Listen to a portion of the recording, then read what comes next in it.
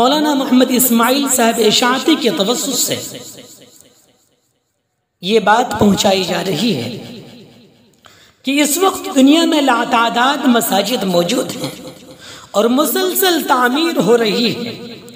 اسی تعمیر شدہ مسجد میں نہایت ہی عظیم الشان اور خوبصورت مسجد رحمانیہ گودری تعلقہ بھکردن ضلع جالنا مہاراشٹر ہے، جو کافی کم مدت میں تکمیل پائی ہے، جس کی سنگ بنیاد 6 اپریل 2022 کو رکھی گئی تھی اور مسجد کے صدر احمد شریف صاحب اور مولانا شیر محمد صاحب اشاعتی کی سرپرستی میں عوام الناس کے تعاون سے 16 دسمبر 2022 کو پائے تکمیل کو پہنچی۔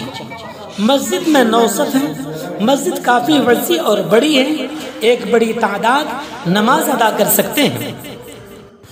اس وقت مسجد میں مولانا محمد ادریس صاحب عمری امامت کے فرائض انجام دے رہے ہیں۔ مسجد دراصل مسلمانوں کی انفرادی و اجتماعی زندگی کا ایسا مرکز ہے جہاں سے ان کے تمام مذہبی، اخلاقی، اصلاحی، تعلیمی، تمدنی، ثقافتی، تہذیبی، سیاسی اور اجتماعی امور کی رہنمائی ہوتی ہے۔ مسجد کا یہ کردار قرون اولیٰ میں بھی پوری طرح جاری و ساری رہا۔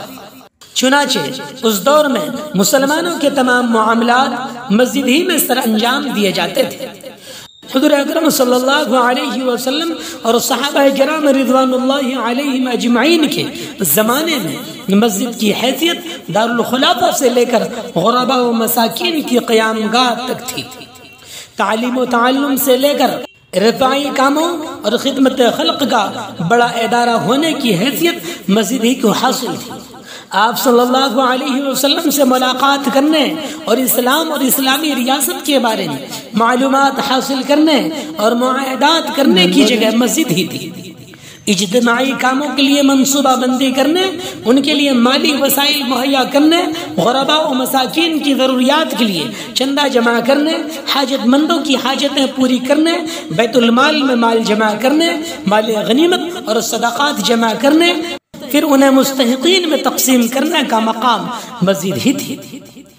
جب تک مسجد کا یہ مقام باقی رہا، امت مسلمہ امت واحدہ کی حیثیت سے اپنا فریضہ انجام دیتی رہی۔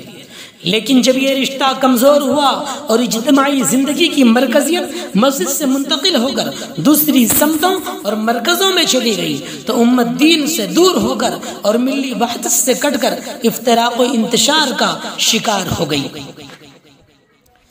ضرورت اس بات کی ہے کہ مسجد کو مرکزیت کا درجہ دیا جائے، اور یہ بات واضح ہے کہ مسلم معاشرہ جب تک مسجد سے وابستہ رہے گا وہ دین اور دینی اقدار سے جڑا رہے گا، لیکن جب اس سے کٹ جائے گا تو دین سے بھی کٹ جائے گا۔ جس کے ذریعے سے نماز کی فرائض کی تکمیل ہوتی ہے اس کی بھی ہمیں قدردانی کی توفیق عطا فرمائے۔ فلاح انسانیت یوٹیوب چینل کو لائک، سبسکرائب اور شیئر کر کے خیر کا ذریعہ بنائیں۔